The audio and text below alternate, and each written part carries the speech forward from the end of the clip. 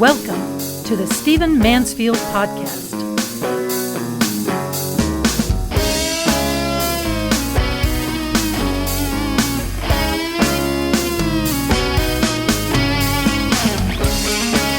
Well, welcome to the Stephen Mansfield Podcast. Great to have you with me. I want to do a different kind of podcast than I have done before. I'm going to be a bit more personal and a bit more reflective because of the world events that have happened here in the last week or two. Let me start by telling you what I did last Friday night. For the first time in my life, I was invited to a Jewish Shabbat service. I have a dear friend, Rabbi Daniel Lapin. Some of you will know who he is, a very prominent author, often billed as the America's rabbi. He and I are friends, and even though I'm a Christian and I have never before in my life been to a Shabbat service, I've been to Seders and other things, but I've never been to a Shabbat service, he graciously welcomed me into his home in Baltimore. Bev and I went, and we were with other Orthodox Jews as they celebrated Shabbat. It was sweet and wonderful. We went through the simple liturgies. We had marvelous food. We spoke late into the night. It was lovely.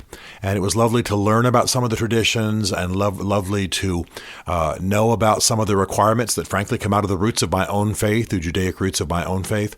And we were welcomed as friends, and it was just marvelous.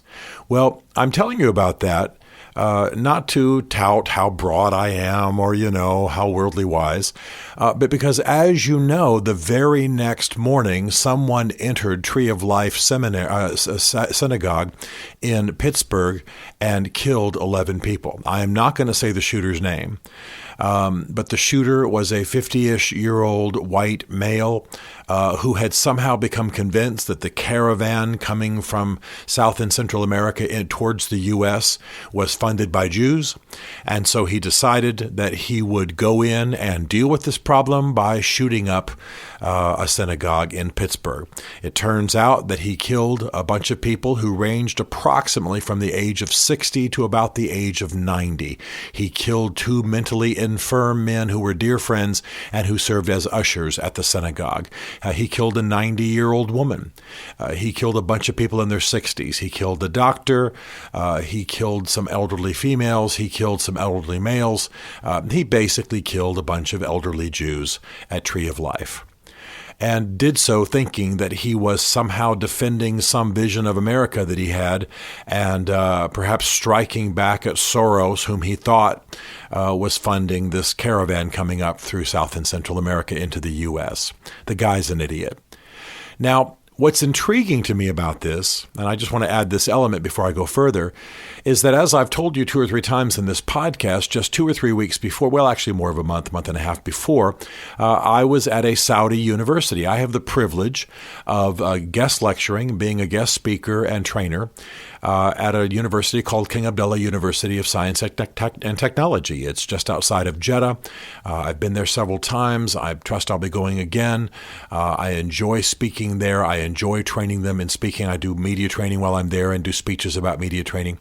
And it's a tremendous privilege. And as you probably know, if you listen to this podcast often, I have done a lot in the Middle East, spent a lot of time with Muslims. I'm an advocate for the Kurds. So I've spent a good portion of my life, months and months and months and months, living with, hanging with, working with people, Muslims in the Middle East. And that's not to mention, of course, the extensive time I have with Muslims here in the U.S. And I have to tell you that I love them both. I'm sorry for the Muslim-Jewish tensions in the world. I am sorry for the animosities. I think that's being exacerbated by various groups active in the Middle East. But I love them both. And what is most important for what I'm trying to say today is that my faith, my Christian faith, indicates that I should be open and hospitable and welcoming and interested in understanding and listening to people of all faiths, not so that I can be drawn into their faith, faith, but rather because I recognize them as children of God, because I recognize they're on a path towards God.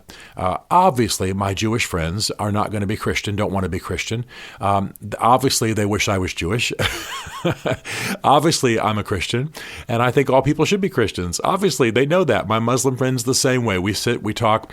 I have spent time with a number of mullahs in the Middle East, and we'll even sometimes joke, I wish that you were Muslim, he will say. I will say, I wish you were Christian. Well, we will be friends anyway. This kind of thing. It's not that anybody's dumbing down what they believe. In fact, they have more respect for me because I know exactly what I believe, and I'm not easily swayed, and I respect them for the same thing. But all are attempting to seek God in their way. Now, my point in all of this is that since most of the shooters recently in the United States claim in some way to be Christian, and most of those who have persecuted and engaged in anti-Semitic violence in the history of the world are, of course, Christians. I just have to speak as a Christian today and say that this entire arena is of hatred for certain people groups and ethnicities rather than for character and ideas is just simply misguided. I want you to pay attention to what this idiot did. This idiot who was the shooter, whose name I won't say, completely through social media, completely through what he read online, he concluded that Jews somehow were financing, leading, orchestrating this caravan coming up through South and Central America, mainly through Central America, and that he could stop it and take a stand against such things by killing a bunch of elderly Jews at Tree of Life Synagogue in Pittsburgh. Now, This is the kind of thing that happens when a person lives in idiotic isolation. Apparently, this guy would call himself a Christian. People who lived near him said they never saw him talking to anybody. They never saw him talking to anybody. He was unfriendly. He was distant. He would sit on his porch and smoke. They never saw him engaging anybody at an actual flesh and blood, look him in the eyes, speak words through your mouth level. But online, he's the grand crusader. Forget the optics, he says. I'm going in. He's talking to a crowd he imagines in his mind. So he has an online life that is more real to him than the one he's actually living in his shoes. And that online life is telling him things that are not true. And yet he would probably claim, we're getting some indication, that this guy would loosely consider himself to be a Christian. Most of the shooters who torment American society anyway are people who loosely consider themselves to be Christians and are opposed to Jews or are opposed to Muslims or are opposed to non-whites in America. Well, I think you see the tragedy here. And what I'm not advocating is hey, let's dumb down all our distinctives and just be one and sing Kumbaya and sing Imagine and pretend like there aren't differences. There are differences. But speaking as a Christian, speaking as a guy from the faith, which is often accused in these situations, I want to say that the essence, the greatness of Christianity is that it does engage people in all different walks of life, all different ethnicities, all different religions, and engages them redemptively and meaningfully. Our God, the God of our Lord Jesus Christ, as the Christians understand him, we are told in the book of Revelation in the Bible, enthrones himself amidst the tribes and the tongues and the people groups and the different languages. He likes diversity. He created the nations. He wants diversity. And granted, as a Christian, I wish all men were Christian. My Muslim friends wish all men were Muslim. I understand that.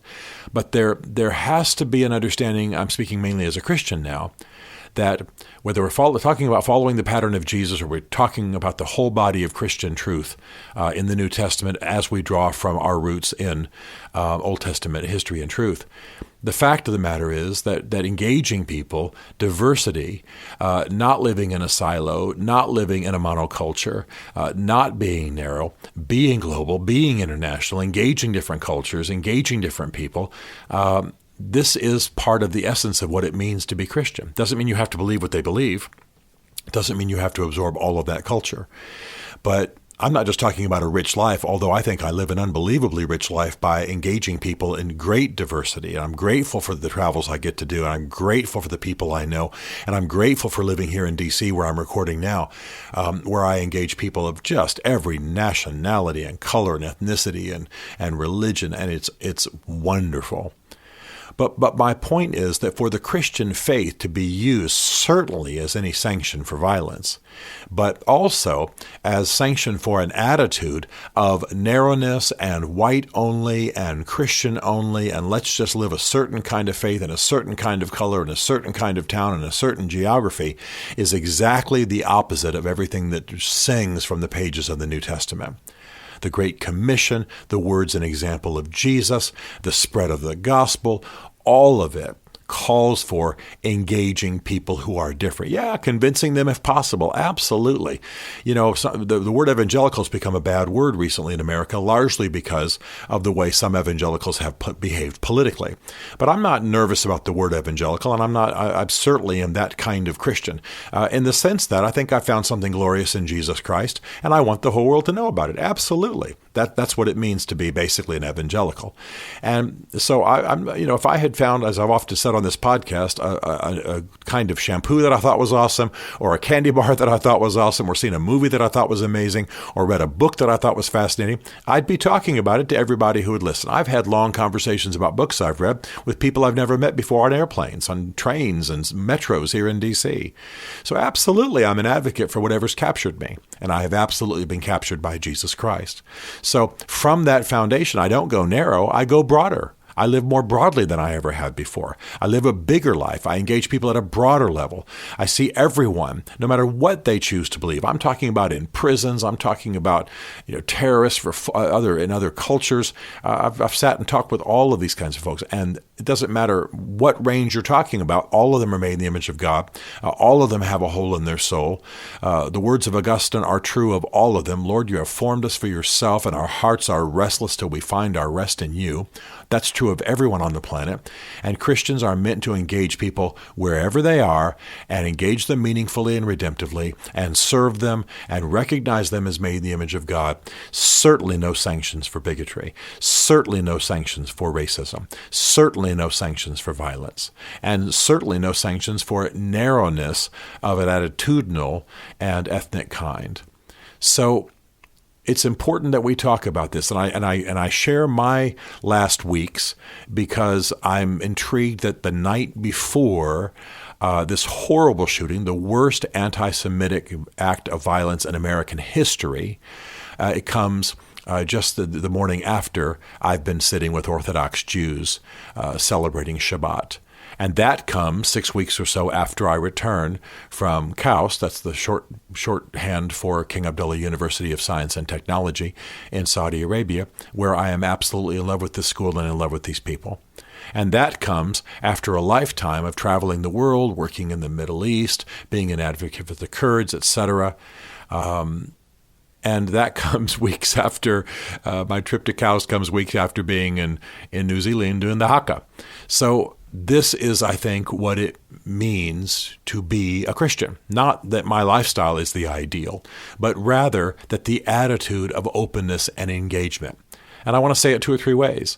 If what you are about as a Christian is about converting the world, well, you're going to do it far more effectively if you engage people, respect them, live peaceably with them, and let them see the life that you have and be drawn to it if they're going to be. Let them hear your words. Live passionately and fully and openly and lovingly and embracingly, and people will be drawn. So that's number one, if the goal is evangelism. But if you just want to honor our God, if you just want to honor our Lord, if you want to live out the values that are on the page in the book, then you cannot be people who are angry right-wing. You cannot be either Fox or MSNBC or CNN or Soros or Hannity. You have to live bigger than that. Hannity is a friend of mine, but I want to live bigger than just Republican politics or Trump politics or Fox politics. And Hannity knows that. We talked about this. I want to live broader than my friends on the left. I want to live broader than the political spectrum and be a redemptive agent. Now, I don't think that the shooter in Pittsburgh was in any meaningful way a Christian, but I do believe that he became convinced by people who have traditional anti-Semitic attitudes that somehow the Jews are at fault. I can show you websites that literally claim that the Jews are behind every war we've ever fought in the world. I can, this morning I turned on my television, I was watching a pretty mainstream broadcast, and people were saying that words like globalization are really code words for anti-Semitic, that really it's about pushing back against the Jews. We've just become strange. You know, we're living at a very weird time in our history. So I strongly urge those of you who listen to my podcast who are Christians, and the rest of you know how welcome you are. I love that there are Kurds and there are Saudis and there are people of every kind listening to this, atheists. You all are welcome. But what I'm saying right now is, as a Christian, there is no sanction for any of this, certainly not anti-Semitism in Christianity. In fact, biblical New Testament Christianity ought to be as pro-Jewish as it is pro any other people on the earth. There is no sanction in the Bible for denigrating the Jewish people. The Jesus we worship, the people who founded our faith and spread it in the world, were almost all Jews, at least in the first generation. So this is critical for us to understand. But the second thing for us to understand is that our Christian faith sends us out into the world to engage people openly.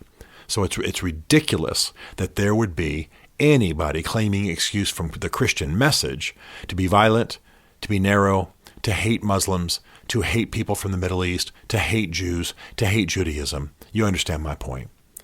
So I want to challenge you, not just if you're a Christian, but all who are listening to this podcast, be the change that we want to see. It doesn't mean removing the distinctives. My Orthodox friends sitting at that Shabbat have no intention of being anything but Orthodox come the next morning. And I walked out of there, them knowing that I was a Christian and was delighted to be one. But there was love and there was unity and there was power and there was welcome. And Rabbi Lapin and I are going to be working together in speaking and having impact in some causes we care about. And that, I believe, is the essence of the Christian faith. And not that I'm the grand exemplar, but I'm urging you strongly to consider the times in which we live, and whatever your faith, live broader than the narrow categories that are handed to you. Now is a time for leadership, and most of you who listen to this podcast are leaders, and we can have a massive difference, but you have to watch what defines you, you have to watch what binds you, you have to watch what you feed on, I mean intellectually, and you have to watch the conclusions that you draw.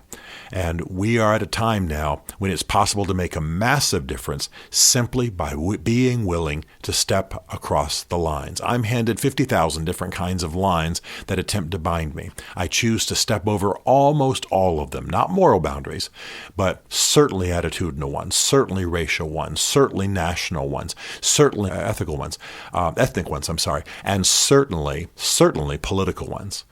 So be broader, be big, live large, and do not accept some sanction for narrowness, certainly from the Christian faith, but from whatever faith you espouse. Stephen Mansfield is a New York Times best-selling author, a popular speaker, and a frequent faith and culture commentator on Fox and CNN. His groundbreaking books on faith and society include The Faith of George W. Bush, The Search for God in Guinness, Mansfield's Book of Manly Men, and Lincoln's Battle with God. Learn more at stephenmansfield.tv.